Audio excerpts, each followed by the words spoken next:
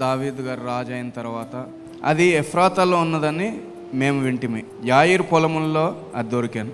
ఆ మందసాన్ని ఆర్క్ని అక్కడి నుంచి యెరూషలేములో దేవుని గుడారంలోకి తీసుకొద్దామని ఆయన ప్రణాళిక వేసి వెళ్ళి ఎడ్ల బండ్ల మీద కొత్త ఎడ్ల బండి ఎప్పుడు దున్నని ఎడ్లని తర్వాత ప్రత్యేకమైన రీతిలో మందసాన్ని తీసుకొస్తున్నారు. అయితే మందసం అలా తేకూడదు. ఎట్లా తేవాలంటే యాజకులు మోసుకుని రావాలి. దాన్ని మందసానికి రింగులు ఉంటాయి. ఇక్కడ ఒక రింగు, అక్కడ ఒక రింగు, ఇటు సైడ్ ఒక రింగు, ఇటు సైడ్ ఒక రింగు ఉంటుంది. ఆ రింగుల లోపలికి ఆ కర్ర పెట్టి లేవీలు మోసుకుని రావాలి. కానీ ఎడ్ల బండి మీద తీసుకొస్తున్నాడు దావీదు. అంటే ఆయన ఉద్దేశం మంచిదే, కానీ అలా చేయకూడదు. అయితే ఆ ఒక ఎడ్లు కొద్దిగా ఇదైంది. అప్పుడు ఉజ్జా అనే ఆయన దానికి సపోర్ట్ చేయడానికి వెళ్ళాడు, పట్టుకున్నాడు మందసాన్ని, అక్కడే చనిపోయాడు. అరే ఇది చాలా ప్రమాదం జరిగింది, ఇలా కాదని చెప్పి కొంతకాలం వదిలేసి మళ్ళీ ప్రత్యేకమైన రీతిలో ఆయన తప్పు తెలుసుకుని యాజకులను పెట్టి అప్పుడు కరెక్ట్గా తీసుకొచ్చారు.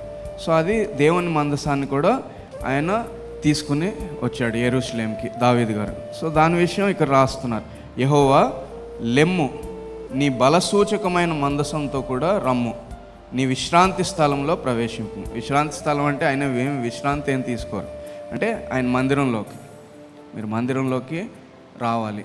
మందసం, దేవుని మందసం కూడా తీసుకొచ్చారు. అప్పుడు 9వ వచనం, నీ యాజకులు నీతిని వస్త్రం వలె ధరించుకొందురుగాక.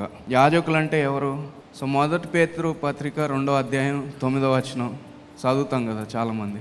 అయితే మీరు చీకటిలో నుండి ఆశ్చర్యకరమైన తన వెలుగులోనికి మిమ్మును పిలిచిన వాని గుణాతిశయములను ప్రచురం చేయ నిమిత్తము ఏర్పరచబడిన వంశమును, రాజులైన యాజక సమూహమును, పరిశుద్ధ జనమును, దేవుని సొత్తైన ప్రజలు ఉన్నారు. హల్లెలూయా. అంటే మనందరినీ ఆయన రాజులైన యాజక సమూహంగా, పరిశుద్ధ జనంగా దేవుడు ఏర్పరచుకున్నారు యేసుక్రీస్తు ద్వారా.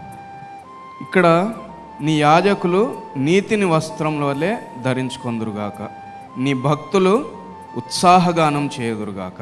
సో మందసం తీసుకొచ్చినప్పుడు మీరు చదవండి, మందసాన్ని ఆయన ఎలా తీసుకొచ్చారు. ఆయన నాట్యం ఆడతా దావీదు గారు, అంటే ఆయన రాజవస్త్రాలు తీసేసి మామూలు డ్రెస్ వేసుకుని, అంటే సూటు బూటు తీసేసి చక్కగా టవల్ నడుంకు కట్టుకుని పని చేయడానికి సిద్ధపడినట్టుగా ఆయన రాజవస్త్రాలు తీసి జస్ట్ మామూలు బట్టలు వేసుకొని ఆయన మందసం ముందు ఆయన కూడా నాట్యం ఆడుతూ వెళ్ళారు దావీదు గారు. హల్లెలూయా.